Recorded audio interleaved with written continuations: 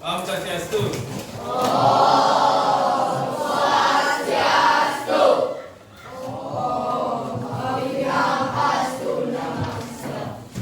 Ini selamat siang Bapak Ibu serta anak-anak dari Kementerian Parabuan. Jadi pada kesempatan hari ini, karena ini instruksi dari atasan, akan menyampaikan mengkampanyekan anti korupsi tahun 2024. Ya.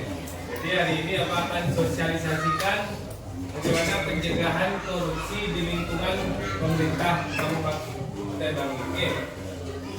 Jadi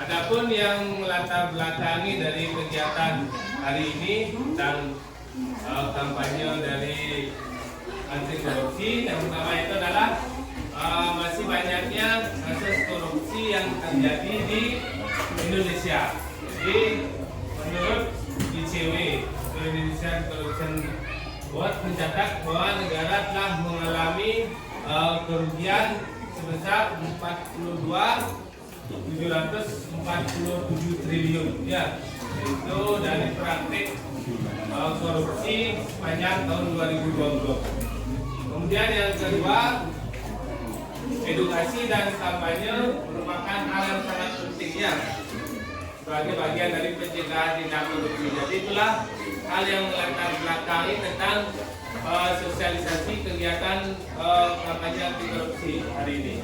Kemudian lanjut.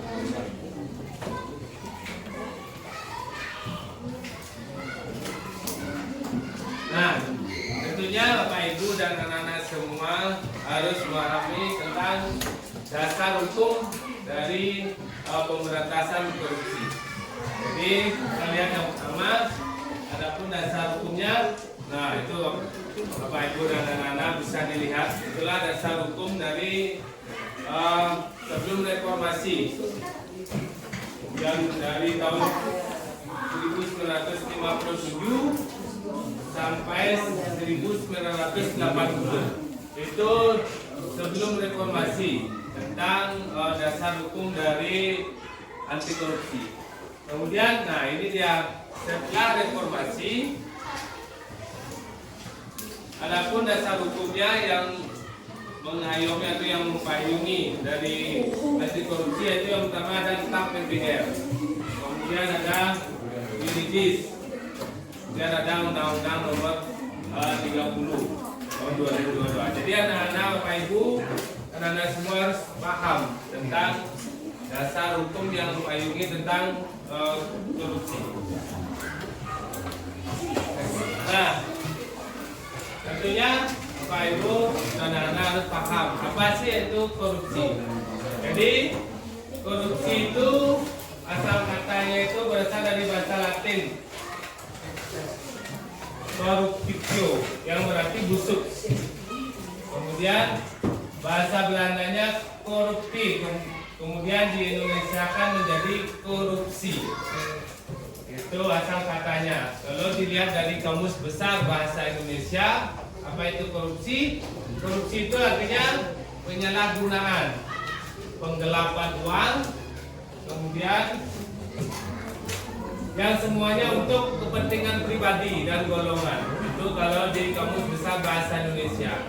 Kemudian kalau dalam hukum Indonesia, mana korupsi itu adalah perbuatan yang melanggar hukum dengan maksud memperkaya diri. Itulah korupsi itu kalau kita lihat dari asal katanya, dilihat dari Kamus Besar Bahasa Indonesia, dan kalau dilihat dari hukum Indonesia. Jadi hampir sama. Jadi korupsi itu di mana kegiatan untuk memperkaya diri atau golongan. Jadi itulah korupsi. Kemudian kita lanjut. Apa sih faktor-faktor yang penyebab terjadinya korupsi? Kemudian ada faktor internal. Kalau kita lihat dari bahasanya, faktor internal itu dan tentunya faktor yang berasal dari dalam ya. Dan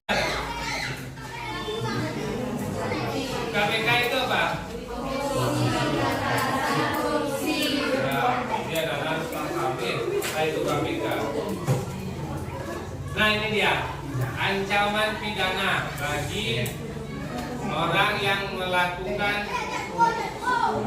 pidana korupsi, tindak pidana korupsi. Bisa Bapak Ibu dan anak baca. Kita pasti kalau sudah yang namanya melakukan tindakan korupsi, sudah pasti akan dipenjara ya. Jadi itulah hal-hal yang akan terjadi jika anak-anak melakukan tindak pidana korupsi. Kalau suap pemerasan terkait jabatan akan kena pasal 5 ayat 1 maksimal 5 tahun atau denda maksimal 250 juta. Jadi 5 tahun itu adalah penjara. Kemudian atau denda maksimal 250 juta. Kemudian kalau gratifikasi itu dilihat dari pasal 12 hukuman bagi pegawai negeri atau penyelenggara negara yang terbukti menerima gratifikasi, itu hukumannya paling singkat 4 tahun, paling lama 20 tahun dengan pidana paling sedikit 200 juta, paling banyak 1 miliar. Kemudian namun dalam kasus gratifikasi penerima tidak akan terkena hukuman jika dia melapor gratifikasi tersebut kepada KPK sebelum 30 hari sejak dia menerima gratifikasi.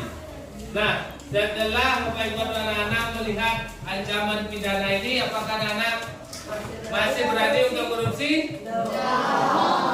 Ya, jadi katakan tidak untuk korupsi.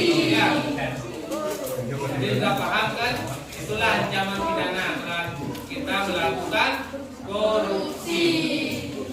Nah ini dia, ketahui dampak masif di bagian hukum. Jika dihukum terjadi korupsi akan hilangnya kepercayaan masyarakat terhadap lembaga negara.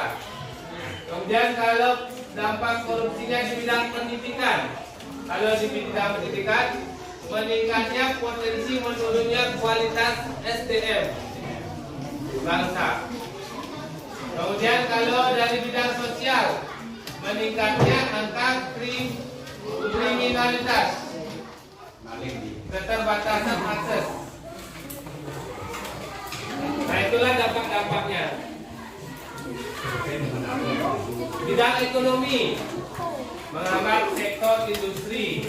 Kemudian dampak korupsi di bidang pertahanan namanya alutsista. Alutsista itu artinya pertahanan, okay? Kemudian dampak korupsi bidang kesehatan, mahalnya fasilitas kesehatan. Dampak di bidang politik, munculnya kepemimpinan yang korup karena sudah pasti akan memanfaatkan jabatannya. Nah, ini strateginya. Strategi itu ada 3. Ada 3 strategi untuk pemberantasan korupsi. Yang pertama ada represif. Kemudian, nah ini edukasi dan kampanye. Jadi pada hari ini tentunya Bapak Ibu dan anak-anak tentunya harus paham tentang edukasi. Jadi pemahaman kita itu harus sama tentang korupsi. Mana yang termasuk korupsi, kemudian apa sih akibat yang bisa ditimbulkan dengan adanya korupsi. Kemudian yang terakhir ada rencana. Rencana siapa yang dapat masyarakat lakukan. Nah itu bisa Bapak Ibu dan anak saya yakin. Nah ini dengan adanya kampanye atau edukasi dari anti korupsi hari ini itu tentunya yang pertama menurunnya tingkat korupsi. Kemudian yang kedua meningkatnya efektivitas pencegahan dan pemberantasan korupsi. Kemudian yang ketiga ada terbangunnya integritas pemerintah, masyarakat, politik dan swasta. Inilah tujuan akhir yang diharapkan ketika kita semua sudah paham tentang bahaya korupsi dan apa itu korupsi, bentuk-bentuknya apa saja itu korupsi.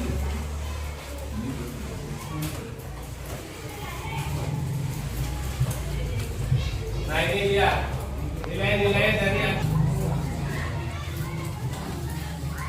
Nah jadi itu saja yang bisa saya sampaikan tentang edukasi tentang korupsi. Jadi dengan adanya pemahaman kita bersama tentang bahaya korupsi, tentunya tujuan akhir yang ingin diinginkan oleh pemerintah itu bisa tercapai. Jadi sekali lagi, apakah kita semua masih berani korupsi? Ya. Masih berani korupsi? No.